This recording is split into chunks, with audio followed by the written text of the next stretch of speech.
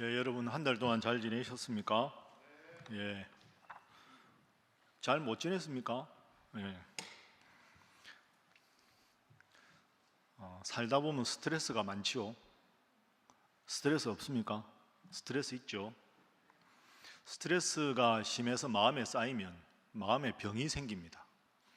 몸의 병은 팔다리가 아프면 약국 가거나 병원 가는데, 마음의 병은 내 마음이 병들어가는 내 마음을 스스로가 알아차리지 못한다.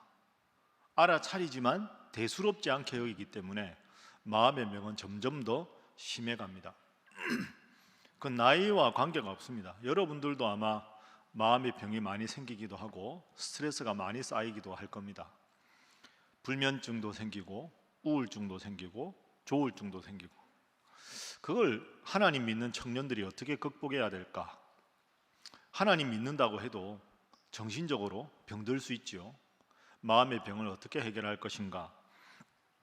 제가 사실 이걸 작년 예배 설교에 지난주부터 했는데, 오늘 설교 정리해서 여러분들께 3가지 키워드를 일러드리겠습니다. 마음의 병을 극복하는 방법 3가지를 여러분 꼭 기억을 하시면 좋겠습니다. 처음으로 여러분이 꼭 기억할 건 이겁니다. 한번 따라해 보시죠. 거룩한 자존감. 자존감이 뭡니까? 자존감. 자신을 존중하는 마음이 자존감이겠죠. 더 쉽게 말하면 자기가 자기에게 매기는 점수가 자존감입니다. 예를 들어서 내가 나 스스로에게 객관적으로 보기에 40점밖에 안 되는데 90점, 과대망상입니다. 그건 문제가 있죠. 그런데 다른 사람들이 보기에, 여러분 청년들이 보기에 야, 너 이 정도 훌륭해 하고 다들 8, 90점을 주는데 나만 점수를 아주 낮게 주는 경우가 있습니다. 난 아니야. 난 쓸모가 없어. 여러분 표현으로 난 쓰레기야. 뭐 이렇게 되는 거죠. 그러니까 객관적으로 누가 봐도 8, 90점 되는데 한 40점 이렇게밖에 안 주는 경우가 있습니다. 제가 신학교에서 학생들 지금도 가르치는데 여러분이, 제가 동양 고전을 가르치는 과목이 있거든요. 동양 고전을 가르칠 때 제가 기말고사 문제를 낼 때 마지막에 꼭 이렇게 냅니다. 동양 철학을 가르치면 동양은 자연스럽게, 무위자연 들어보셨을 때는 맨 마지막에 여러분이 이번 학기에 공부한 것으로 비추어 보아 학점을 뭘 받으면 제일 자연스럽다고 생각하십니까? 그 학점을 쓰시고 자연스러운 이유를 써보세요. 이게 진짜 시험 문제거든요. 교수가 보기에는 이 학생은 최대 B+다 하는데 과감하게 A+를 쓰는 경우가 있습니다. 교만한 학생입니다. 그런데 참 열심히 했는데 얘는 평소 수업 태도로 봐서 최소한 A0다 그러는데 의외로 C 정도 주는 친구들이 있어요. 교수님, 저는 제대로 공부 못했습니다. 아닙니다. 열심히 했는데. 그러니까 무슨 말이냐 하면 내가 스스로에게 매기는 점수가 지나치게 낮은 경우가 있어요. 그걸 우리는 자존감이 낮다고 말을 하는 거죠. 여러분, 이거 잘 생각하십시오. 내가 나를 보면 한심할 때가 있어요. 답답할 때가 있고 미련할 때가 있고 내가 미울 때가 있어요. 저도 그래요. 나는 왜 이렇게밖에 못할까? 그런데 중요한 게 뭐냐? 내가 나 스스로로 봐서 답답해하고 내가 나 스스로가 한심하게 여겨지고 미워질 때가 있는데, 하나님은 그런 여러분 한 분 한 분을 아니야, 넌 내 소중한 아들이야, 넌 내 소중한 딸이야, 난 널 사랑해 라고 말씀하신다는 걸 기억해야 합니다. 그 로마서 말씀에 보면 우리가 아직 죄인 되었을 때 하나님께서 예수님을 보내셔서 구원하셨다. 내가 죄인이었을 때, 그러니까 구원받을 만큼 훌륭한 업적이나 행동을 하지 않았는데도 하나님이 일방적으로 우리를 사랑하신 겁니다. 그러니까 여러분 꼭 당부합니다. 스스로를 미워하지 마십시오. 스스로를 미워하고 하나님을 사랑한다는 말은 거짓말입니다. 잘 들으세요. 내가 나를 보기에 부족해요. 그런데 하나님은 아니야, 그래도 나는 너를 귀하게 여겨. 그래서 내가 내 아들 예수를 보내서 너를 구원했잖아. 내가 나를 보고 대단해서 자존감을 갖는 게 아니라 내가 나를 보기에는 부족한데 하나님은 그런 나도 사랑해 주시기 때문에 하나님 때문에 내가 존귀한 존재다. 소중한 존재다 하는 게 거룩한 자존감입니다. 앞으로 여러분 열등감 갖지 말고 내가 부족하지만 하나님이 나를 사랑하시기 때문에 거룩한 자존감을 갖고 살아가셔야 합니다. 그게 마음의 병을 치유하는 첫 번째 가장 중요한 원리입니다. 오늘 꼭 이 단어 기억하라 그랬죠. 다시 한번 따라해 보시죠. 거룩한 자존감. 이걸 꼭 가지시라. 두 번째는 방금 자막에서 본 대로 거룩한 자존감을 가져도 스트레스를 받습니다. 여러분 살다가 언제 스트레스를 받습니까? 스트레스 받는 경우가 두 가지 중에 한 가지겠죠. 내 능력이 이만큼인데 내 능력을 넘어서는 일이 주어졌을 때 스트레스를 받습니다. 두 번째는 내가 이렇게 되겠지라고 기대한 것과 전혀 다르게 부정적인 방향으로 가면 스트레스를 받습니다. 그러면 스트레스를 어떻게 하면 안 받느냐? 다 받죠. 뭐 죽어야 안 받지. 그전에는 받지 않겠습니까? 근데 그렇다고 해서 가만히 보세요. 같은 환경인데 스트레스를 덜 받는 친구도 있고 많이 받는 친구가 있습니다. 환경이 불우하다고 해서 모두가 불행하게 사는 건 아니잖아요. 우리가 아는 위인들은 불행한 환경을 딛고 훌륭하게 살아간 사람도 있지 않습니까? 왜 스트레스를 더 많이 받는가 남들보다? 그건 심리학의 용어로 불안민감성이라는 용어가 있습니다. 불안민감성, 불안에 더 민감해 한다는 거죠. 어릴 적에 받은 상처 때문에, 나의 괴로움 때문에 불안함에 대해서 더 심각한 스트레스를 느끼는 거죠. 내가 열심히 일을 하다 보니까 너무 지금 스트레스가 많아서 평소보다 심장 박동수가 빠르게 느낀다. 이러면 좀 건강한 친구들은 좀 쉬었다 하자. 나가서 바람이라도 좀 쐬고 오자. 그냥 산책이라도 좀 하자. 한 바퀴 뛰자. 그래서 개운하게 해서 다시 딱 앉으면 커 보였던 문제가 조금은 작아 보이고 능동적으로 할 수 있는 에너지가 생기는데 그건 좋은 건데, 이 트라우마가 있는 사람들은 내 심장 박동수가 빨라진다 이러면 드디어 큰 병이 왔다. 야, 이거 큰일 났다. 난 이제 끝이다. 내가 이제 뭐 할 수 있는 게 없어. 병원 가도 소용없어. 우리가 보기에는 너무 지나친 비약을 하게 됩니다. 왜? 불안 민감성 지수가 높아서. 그럼 이렇게 생각할 수 있죠.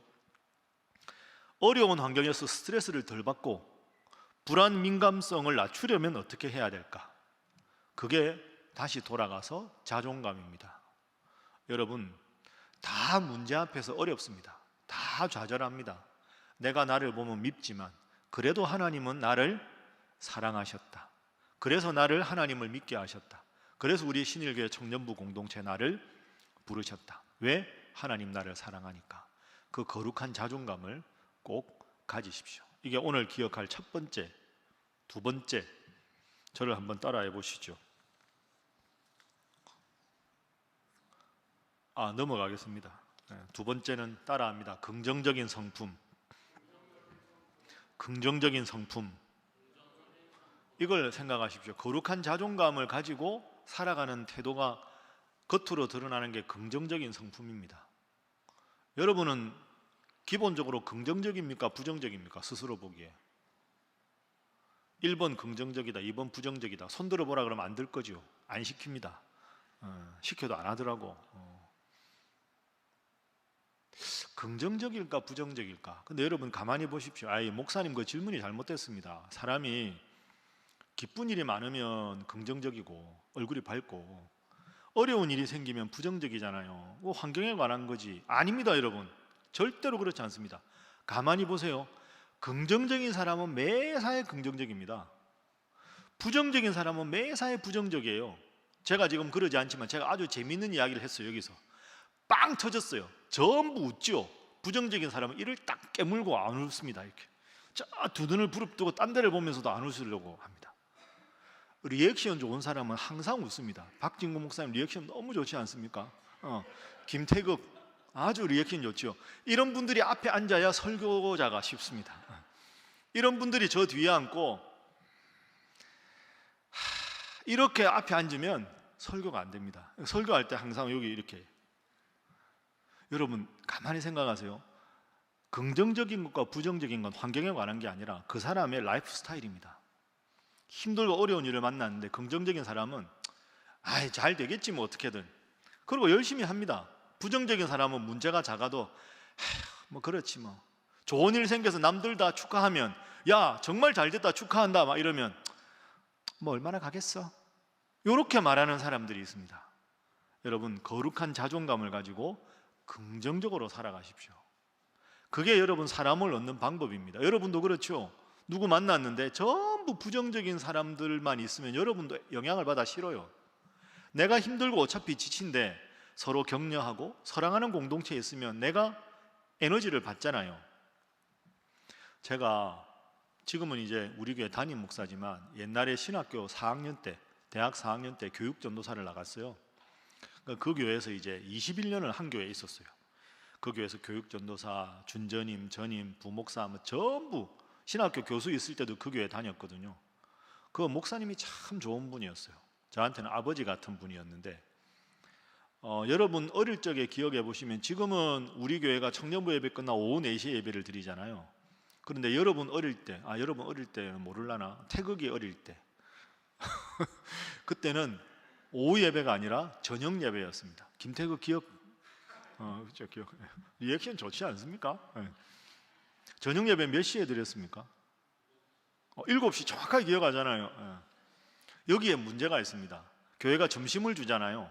제가 교육 전도사니까 가면 강주원 전도사처럼 양복 딱 입고 이제 가서 이제 막 교회를 아침부터 하는데 아침도 교회에서 먹고 점심도 교회에서 먹어요. 문제는 저녁이에요. 저녁 예배가 7시니까 예배를 드려야 될 거 아닙니까?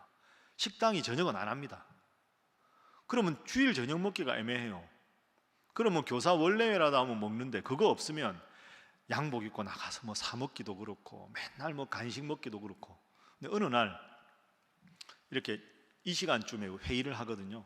점심 식사 끝나고는 뭐 담임 목사님, 부목사님들, 전임 전도사님들 쫙 앉아 있고 제일 밑에 저기가 교육 전도사 자리입니다. 담임 목사님이 얼굴도 제대로 안 보이는. 근데 식사를 딱 하고 담임 목사님 저를 이렇게 딱 쳐다보면 야, 배 전도사 이러는 겁니다. 제가 예, 저를 부르는 게 얼마나 긴장됩니까? 예, 저녁은 어떻게 해? 대충 먹습니다. 대충이 뭐야? 할 말이 없잖아요. 가만히 있으니까 야, 기숙사 있는데 배 굶으면 되냐? 오늘부터 주일날 우리 집에 와서 나랑 같이 밥을 먹자. 이렇게 이야기가 된 거죠. 여러분, 제 마음이 어땠을까요? 진짜 맛있거든요, 그 집이. 기숙사는 밥이 맛이 없는데 담임 목사님 사모님 요리를 기가 막히게 잘합니다. 얼마나 맛있는지 모릅니다. 그런데 맛있으면 뭐합니까? 마음이 불편한데. 아니, 담임 목사님, 큰 담임 목사님한테 전도사가 앉아가지고 밥을 먹으면 제가 한번 말을 하겠습니까? 밥이 아무리 맛있어도 소화가 안 되겠죠. 제가 5년을 그 집에 가서 밥을 먹었습니다. 배전도사 밥 먹으러 와? 예, 감사합니다. 속으로는 안 부르면 좋겠네 이러고 이제 갔죠. 근데 제가 오늘 설교 4번째 하잖아요. 그럼 제가 제 방에 가서 간식이 있으면 먹을까요? 여러분, 설교 한 4번 하고 나면 아무 말도 하기 싫어요. 먹는 것도 귀찮아요. 그래서 제가 점심 안 먹어요. 아침은 먹고 1부 예배 끝나고 3부 예배 끝나고 올라오기 전에 점심을 못 먹어요. 왜? 막 예배 긴장하고 3번 드리고 막 인사하고 딱 앉으면 넥타이 딱 풀고 그냥 물 마시고 멍 때리는 게 좋지 아무것도 먹고 싶지 않아요. 담임 목사님 그러니까 오후 5시에 밥 먹으러 가면 아무 말씀을 안 하세요. 먹자.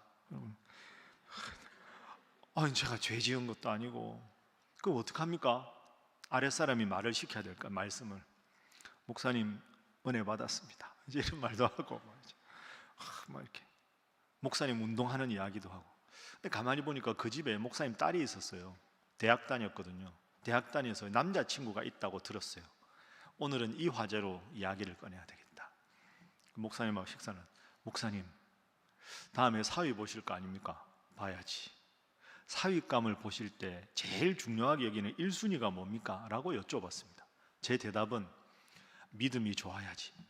맞습니다, 목사님. 이렇게 하려고 제가 레퍼토리를 딱 짜놨는데 목사님 그럼 다음에 사위 보시겠네요. 봐야지. 사위감의 1순위가 뭡니까? 신앙. 할렐루야 이래야 되는데 목사님 입에서 엉뚱한 대답이 나왔습니다. 담임 목사님 입에서 1순위 신앙이 아니고요 내가 제일 중요하게 보는 건 성품이야. 첫 번째, 평안하고 긍정적인 성품이 있는가? 두 번째, 신앙을 보겠다. 제가 놀랐어요. 그 빙그레 웃으면서 이렇게 말씀하셨어요. 하나님을 믿어야지 신앙이 있어야 돼. 그런데 신앙은 두 번째고 첫 번째는 늘 평안하고 늘 긍정적이고 밝은 성품이 중요해. 식물로 따지면 성품은 이제 변하지 않아. 20대 이상 되면. 어릴 때부터 여러분 감나무 뿌리에서 배가 열릴 수는 없잖아요. 근데 뿌리에 해당되는 게 사람으로 말하면 성품이라는 거죠. 뿌리에서 물과 양분을 잘 흡수해야 잎과 줄기가 풀어지고 아름다운 꽃을 맺든지 많은 열매를 맺겠죠. 그러니까 뿌리에 해당되는 게 성품이라는 겁니다. 저한테 이렇게 말씀하셨어요. 여러분 다 지금 젊은데 배전도사, 젊을 때 신앙은 좀 더 두고 봐야 돼. 뜨거운 열정이 있는데 뜨거운 열정을 가진 신앙인보다 한결같은 신앙인이 더 훌륭한 사람들이야. 뜨거운 열정이 청년대에 있었지만 그 열정이 식어지면 믿음이 많이 약해질 수 있어. 그런데 신앙의 뿌리가 긍정적이고 좋은 성품을 가졌으면 지금 아주 화려한 신앙생활을 안 하는 것 같아도 그 신앙은 점점 좋아질 수밖에 없지. 1순위가 긍정적인 성품이고 2순위가 하나님 믿는 신앙이야.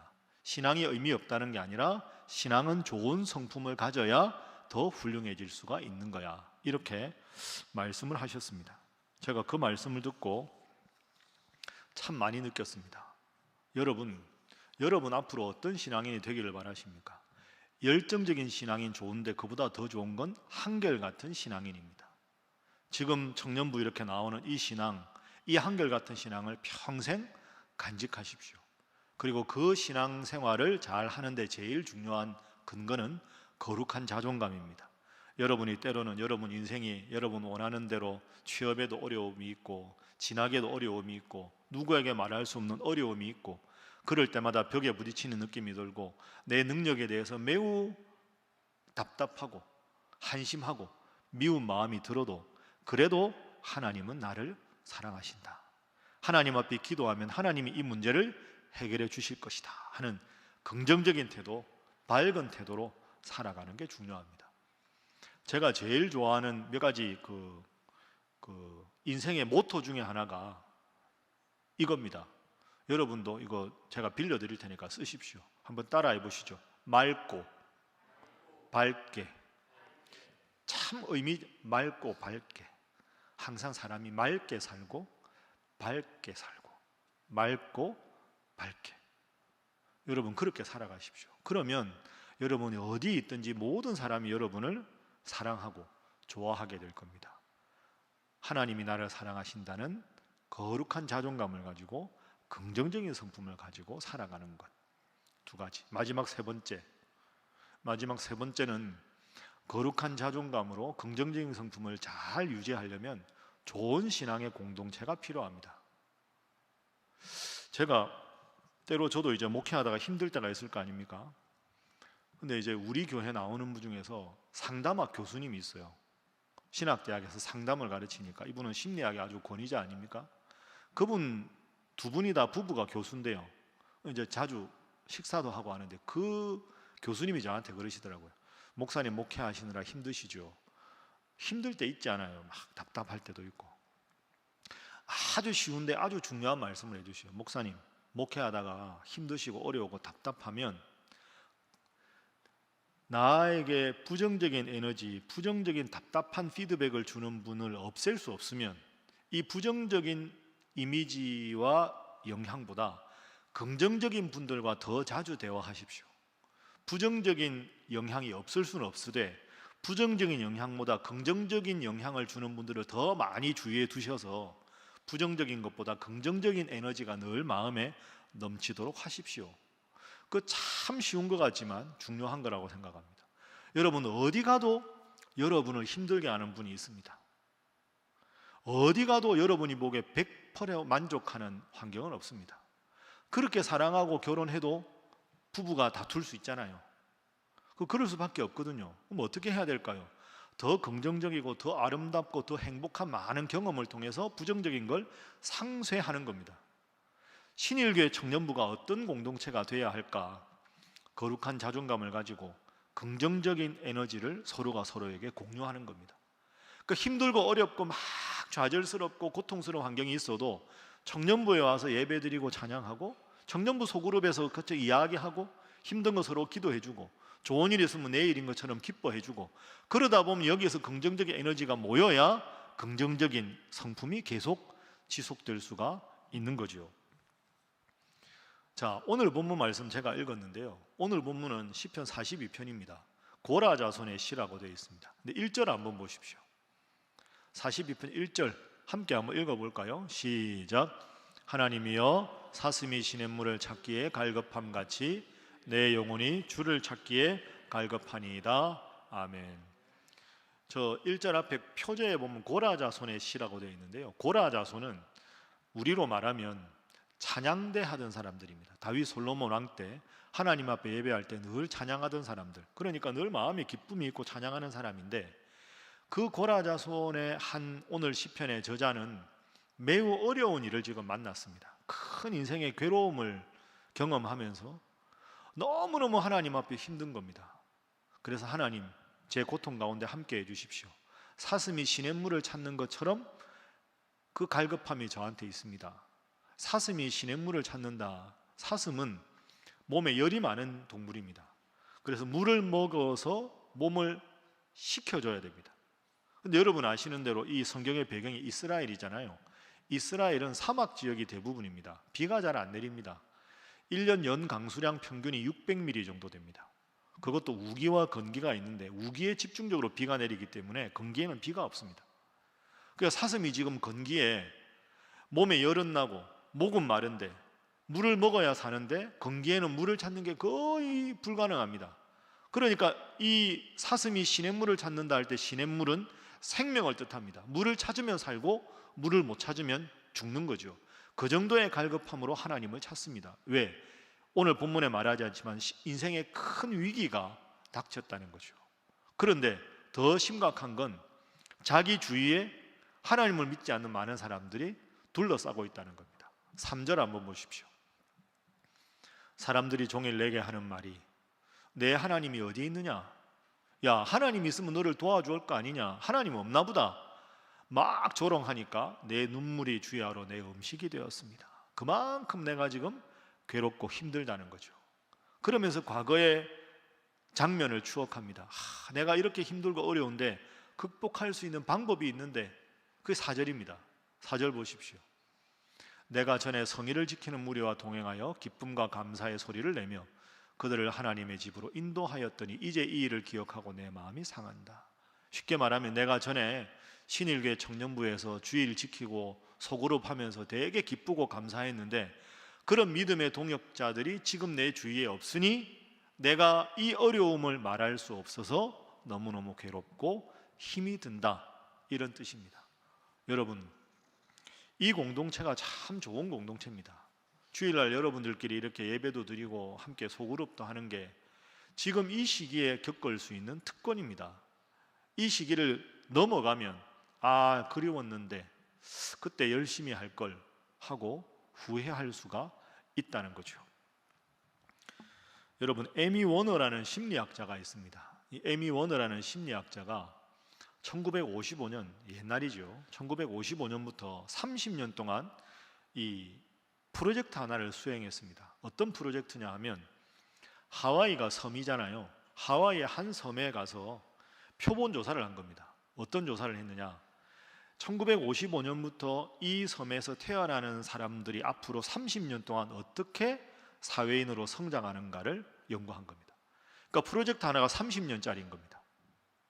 그러니까 이제 1955년 그 어간에 그 섬에 태어난 사람들이 833명이었는데 그 중에서 이 에미 워너가 특별히 주목한 출생하는 아이들이 어떤 아이들이냐 하면, 아주 열악한 환경에서 태어난 아이들. 예를 들어서 부모님이 지나치게 가난하고, 부모님이 너무 가난해서 이 아이가 어릴 적에 제대로 영양 공급이 안 돼서 잔병 치레를 많이 하거나, 그리고 이 부모님들이 정신질환이거나 알코올 중독이거나 이런 경우, 그래서 어릴 적에 너무너무 열악한 환경에서 태어나서 자란 아이들, 그러면 그런 부정적인 환경에서 자랐으면 이 아이들은 30세가 되어도 건강한 사회인으로 살기가 어려울 것이다 라고 가설을 세우고 30년 동안 어떻게 사느냐를 추적 조사를 한 겁니다.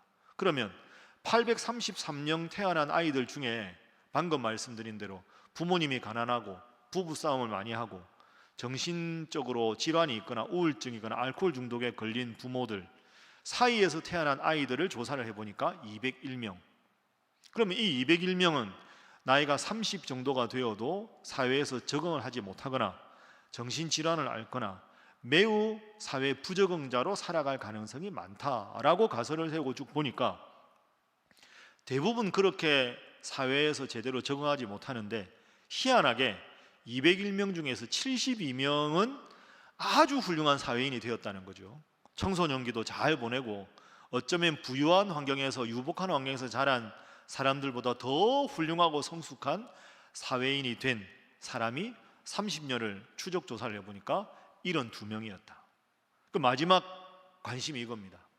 그렇게 어렵고 열악한 환경에서 태어난 아이들 중에 이렇게 훌륭한 사회인이 되었다면 그 72명은 어떻게 그럴 수 있었을까? 그 원인이 뭘까? 그걸 조사를 한 게 리서치의 최종적인 목표였습니다.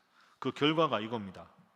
에미 워너의 결론은 그 72명의 건강한 사회인에게는 인생의 따뜻함을 가르쳐준 멘토가 분명히 있었다.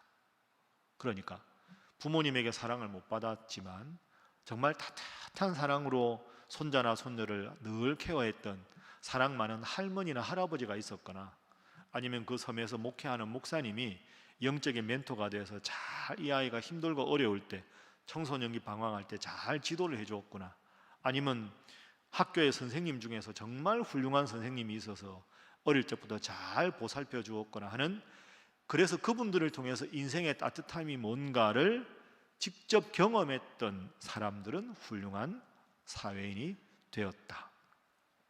자, 여러분들에게 질문을 해볼 테니까 마음으로 대답을 해보십시오. 여러분은 지금 이 이야기를 들으면서 누가 맨 먼저 떠오르십니까?